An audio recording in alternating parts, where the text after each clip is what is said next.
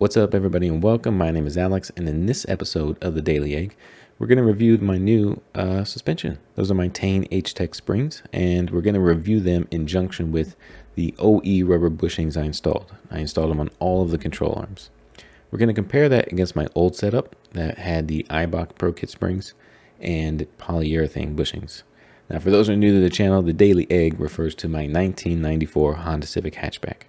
I have a B-Series swap in this car, and I tried to make like an OEM plus just golden era Honda as my daily driver. If you have any questions about this episode, you can ask in the comments down below. You can find me on Instagram at rotary_night, and you can ask me there. But yeah, let's get into it.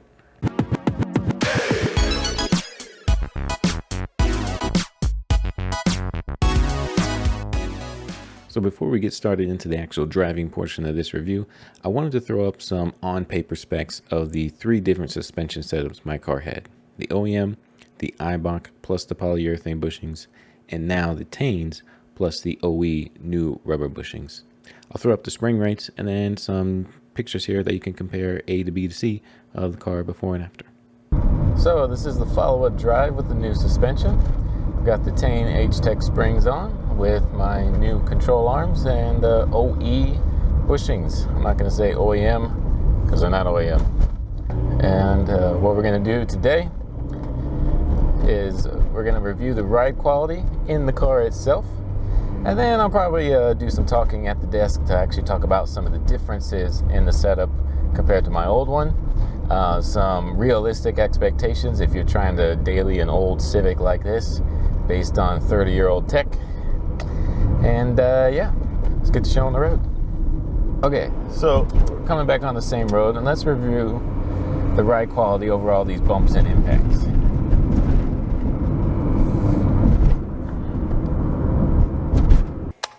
Let's rewind that back. Let's see how the new suspension compares over the old one on the same sections of road. Listen carefully as the front axle and rear axle cross over this sharp crack in the road.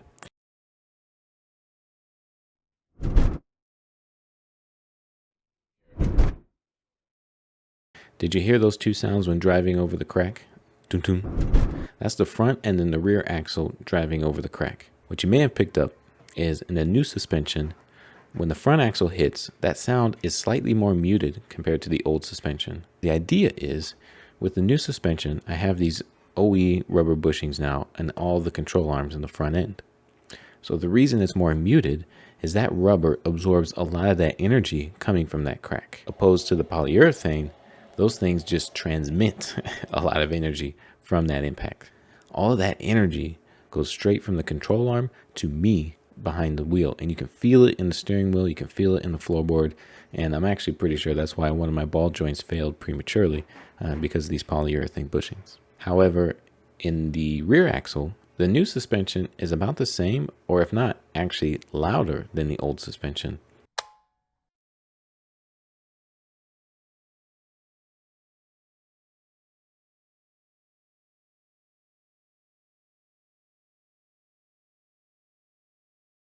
Anyways, let's go back on the road and compare the rest of the ride quality.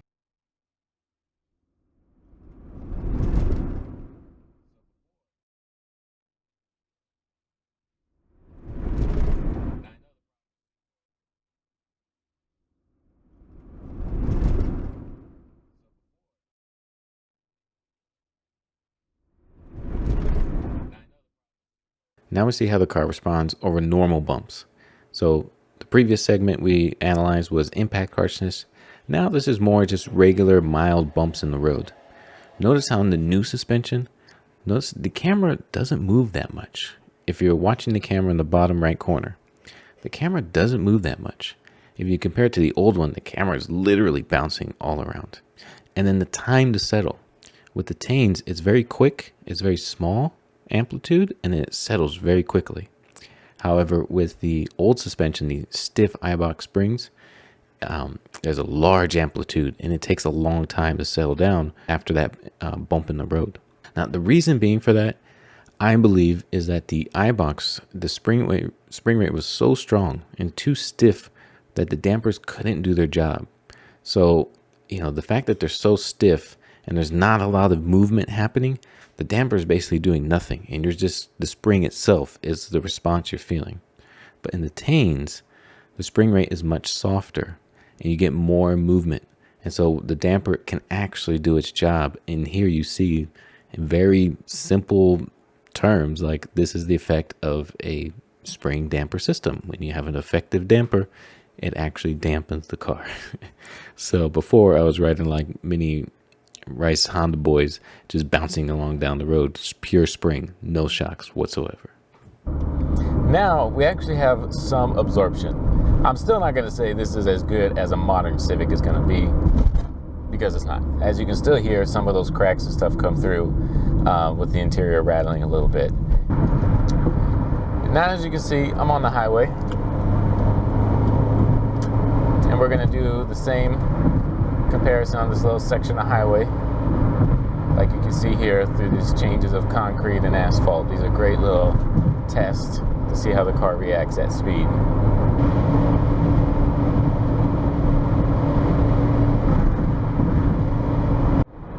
Let's see, we got some transitions here.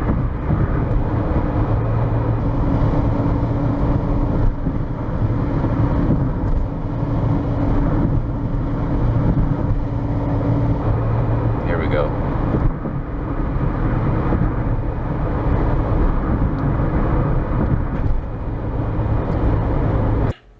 So on the highway, it's actually not that bad on the iBox. When you see on transitions like that from asphalt to concrete, like when you're going over a bridge or intersection of some sorts, the car is at a much higher speed, right?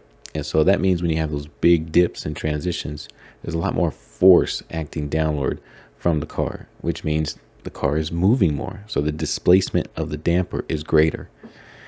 Before, at the low speed, the displacement of the damper was really small because of those small cracks that are just really harsh and abrupt.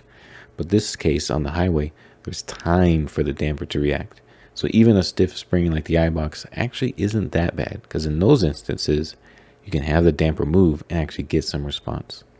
I still prefer the Teins. You can see from the video that they still are a bit softer on the ride than they are with the iBox, but the iBox aren't so bad in that instance.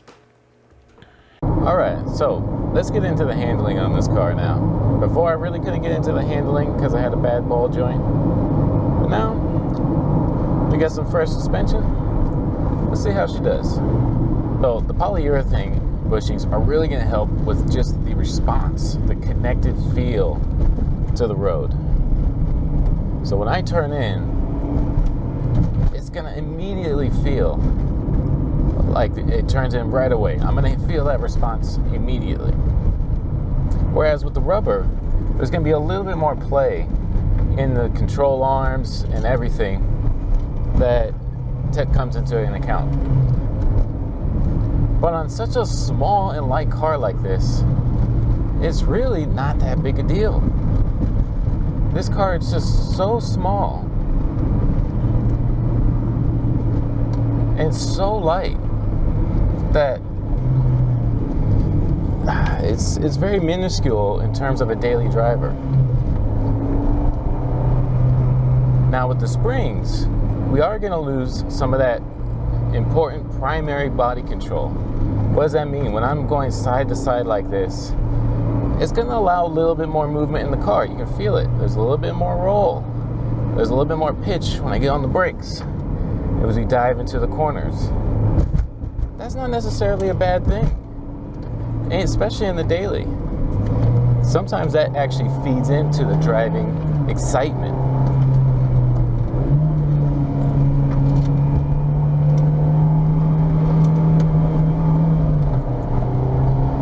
And it's still, like, look at this. It's just on these Teins and OEM bushings. This is still fun to drive. And I'm not doing anything crazy here.